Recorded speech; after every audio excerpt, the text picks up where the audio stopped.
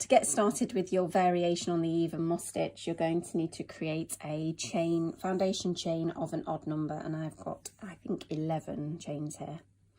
So you're going to skip the first chain from the hook and you're going to put a slip stitch into the next one. So you're going to put your hook in, yarn over, pull through, and then pull straight through.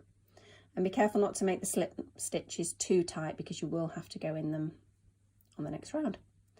So we're going to half double crochet in the next one. So yarn over, insert into the chain, yarn over, pull back through for 3, yarn over and pull through all 3. You're going to slip stitch into the next one, pulling straight through, giving yourself, you know, a decent amount of room to go in on the next row. Half double crochet by yarning over, going into the work, yarning over, pulling back through, yarning over and pulling through all 3. A slip stitch into the next one, yarn over and pull through both. Half double crochet, so yarn over before you insert into the work, yarning over and pulling back through for 3, yarning over and pulling through all 3 to complete the stitch. So slip stitch, half double crochet,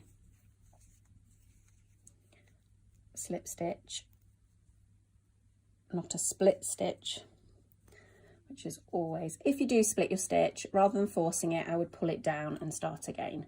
It's definitely going to look a lot easier and a lot nicer. Half double crochet, slip stitch, and you want to be ending with a half double crochet in the last stitch. If you were doing a traditional even moss stitch, you would always end with a slip stitch and start with a slip stitch, and this is what makes this the variation. So you've got your half double crochet at the end and you're going to do 1 turning chain and you're going to turn. Now you're going to always start with a slip stitch and end with a half double crochet, and for that reason your slip stitches will be going into your half double crochets and your half double crochets will be going into your slip stitches, and this is why it is the variation. You're putting an alternate stitch in. So we're going to skip the turning chain and into the half double crochet, which you can see because one, it's bigger, bulkier, and it has this 3rd loop along the back. If you take a look at the top, you can see the slip stitch doesn't. The half double crochet always has this extra loop on the back. So you're going to slip stitch into the half double crochet. So you're going to go in, yarn over and pull through, yarn over and pull straight through this one. And you're going to half double crochet into the slip stitch. And again, this is where it really helps if you gave yourself plenty of room and you didn't have too tight a tension. Slip stitch into the half double crochet, half double crochet into the slip stitch,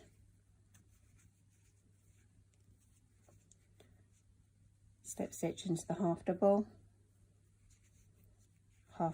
into the slip stitch, and you start to get the pattern here. Basically it's placing an alternate stitch every time you go. Slip stitch, half double crochet, and then true to form we're going to slip stitch in the penultimate stitch and end our row on a half double crochet. And this one's always a little bit tricky because it's easy to see the first loop, but this other one, it tucks itself all the way down.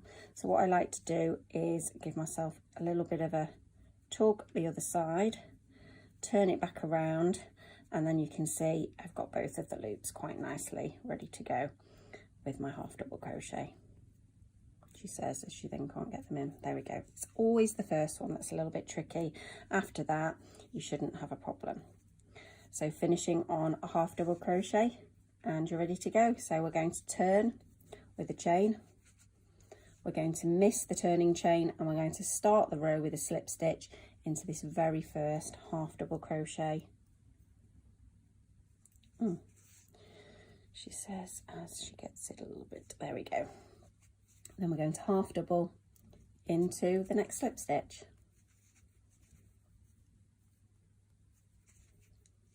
Slip stitch into the half double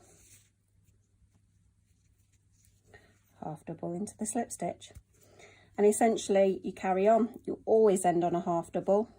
you always start on a slip stitch and you always put the alternate stitch into the one from the previous row. And what you're going to get is you're going to get a really nice pattern that's not too dissimilar, but rather than it being in blocks, you tend to find that they're going to tilt along to the side, and it's going to tilt along and back and forwards. Thank you so much. If you like what you've seen, be sure to give me a thumbs up and subscribe. I regularly post new crochet patterns, tutorials, and happy hooking, and I'll see you soon.